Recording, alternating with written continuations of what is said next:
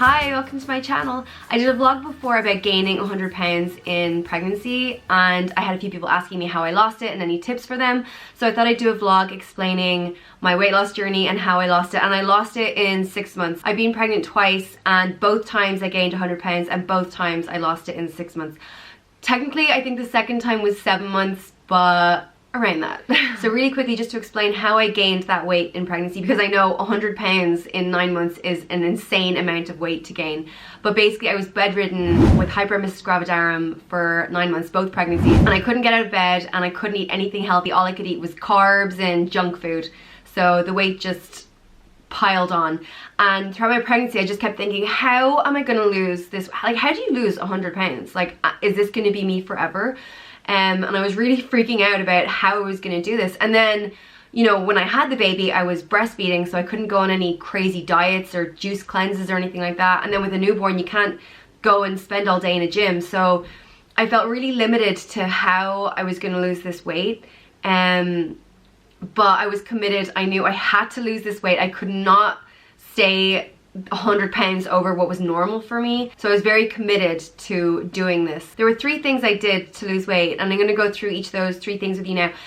First of all, just for reference, I was 230 pounds starting this journey, and my target was 130 pounds. The first thing I did was walking 10,000 steps every day. So I got a Fitbit, which is an activity tracker, and it counts your steps every day. So each day I would go on a huge walk with the baby in the buggy. I would pound the pavement, and it was so difficult because I was carrying around so much extra weight that I wasn't used to carrying. So my back was sore, my legs would ache, and I would come home after an hour walking, be dripping in sweat, and my face as red as a tomato. It was so difficult. I'd be out of breath in the first minute. But I kept at it and I kept at it, and finally it started getting easier, and by the end I was running it in no time at all. Well, not running, I don't run, but I was walking it fast in no time at all. Apart from the daily walks I also did workouts at home. It wasn't easy to get to the gym with the new baby, so I found videos on YouTube, I found tutorials and video workouts, and I just did them in my living room. Zumba was a favorite of mine, and circuit training, and there's loads of things out there, so if you can't get to the gym, just do it at home. But the Fitbit is great because it buzzes if you're not doing enough steps. So as well as my daily goal of 10,000 steps, I also had an hourly goal, and if I wasn't hitting my hourly goal, it would buzz and say you've got 10 minutes left to get those. So whenever it buzzed, I would stand up and I would just do laps between my living room and kitchen and just run back and forth until I hit those steps. So it was really good for reminding you to keep moving. Another good thing about it is that on the app, that you download an app on your phone, and you can join a community of all your friends that have Fitbits. So you can see how much steps they're doing, and you can have challenges with them. So, you know, we'd have challenges where who can do the most steps in a weekend, and it was a fun way to do all your steps. The Fitbit I got, this is the Flex 2. And the reason I got this one is because it was waterproof, and I wanted something that I wouldn't have to take on and off every day for my shower. It's the cheapest one and the most basic, but I didn't want one with all the gimmicks, so I'm happy with my little Flex 2 Fitbit. The second thing I did was calorie counting. So I just come out of 9 months of not being able to eat what I wanted to. I could only eat certain foods. So I felt like a diet which limited foods to me was not gonna work. I needed some freedom, and I needed to be able to eat what I wanted to. I found the best thing for me was calorie counting, so I could still eat what foods I wanted to, but in a limited way. I downloaded an app called MyFitnessPal, and I entered in all my details, so my gender, height, weight, and what my goal was, and they told me what my daily calorie intake should be.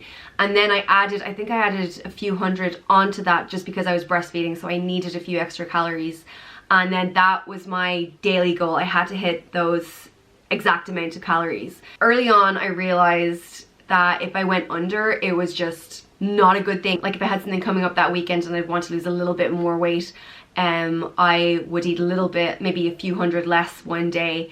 And that was the worst thing because, you know, the scale of losing weight would be going like this, and then the day I ate less, instead of going like this, it would go like all over the place, and it would take ages to get back to this.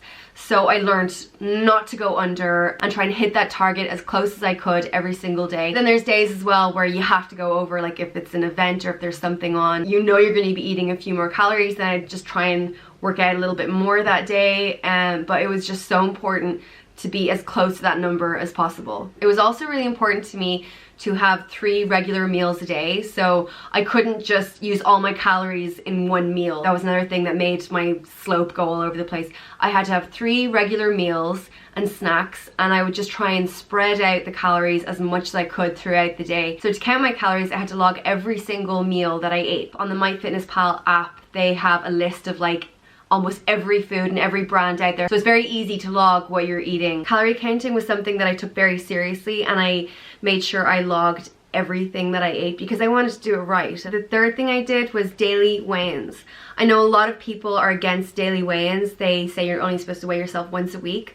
But for me, I think the daily weigh-in really motivated me to not cheat and not have any slip-ups. You know, I felt like if I was having a weekly weigh-in, I could have a slice of pizza and justify it by saying, oh, by the time my weigh-in comes around, I'll have worked it off.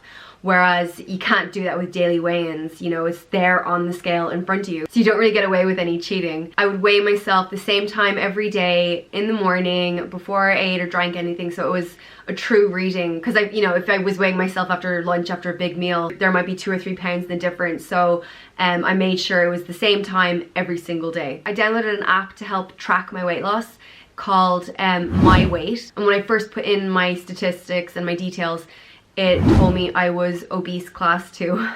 And seeing the word obese beside my name, because I've never really been overweight. I was always, my whole life I was kind of normal, and then to suddenly see obese class 2 beside me was alarming, and I just had to bring it down. I think my BMI starting was around 35, 36, and then I brought my BMI down enough that I was obese class 1, and then I brought it down that I was overweight. I think it was very overweight, and then overweight, and then normal. So what My Weight does, it gives you a graph. So it's great to, when you're tracking your weight, to see this graph going down.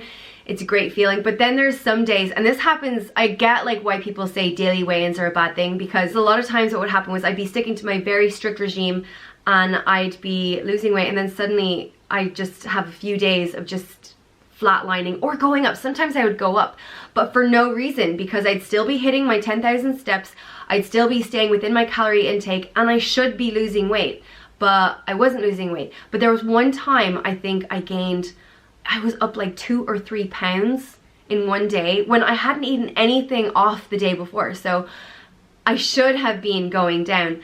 And when that happens, you lose faith, and it's very frustrating, and I probably cried, and it's very difficult when you're putting in all of this work and all of this effort and you're going the wrong way. But I don't know what that was. It might have been hormones, it might have been maybe my baby was on a feeding frenzy and I was producing more breast milk, I don't know. But I just had to believe and keep going and believe it would go back the right way, and it did. So apart from those 3 things, I think it's so important to know your body and to know what foods agree with you and what foods don't.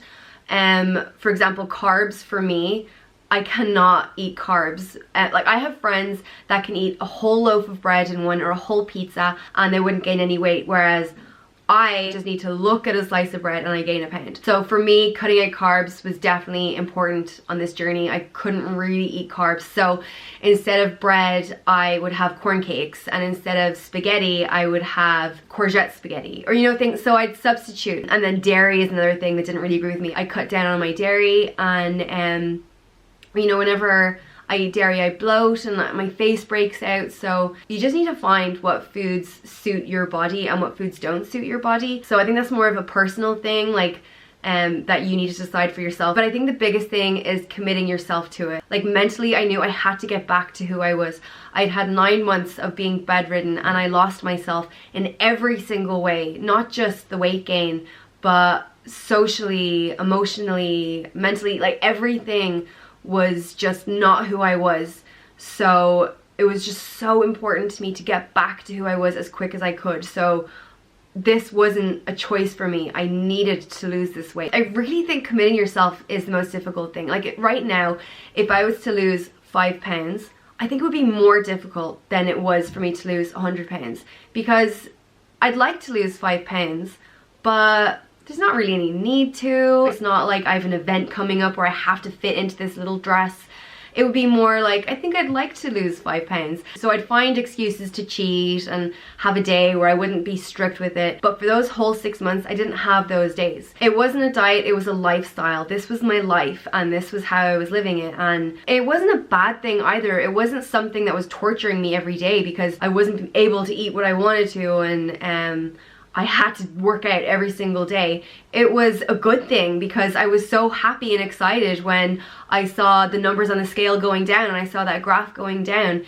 It was a good feeling. So, you know, it was so difficult. It was so much hard work and it was a very difficult journey, but it was also very positive. I mean, of course, there's times, you know, if you're out for someone's birthday and everyone's eating chocolate cake, you want to eat the chocolate cake, and it's a horrible feeling to be like, everyone else can eat it and I can't because I'm... But it's a better feeling to step on the scales the next morning and see those numbers going down. So I just had that, it was like a tunnel. Like I saw the goal and I had to just keep going, and I tried not to step outside as much as I could. So I hope this video helped someone. If you're at the start of your weight loss journey, good luck. It is hard work, but it is so worth it. When you finally reach your target goal, it is the best feeling in the world. So if you like this video, please give it a thumbs up. If you want to see more, please subscribe, and thanks for watching. Bye!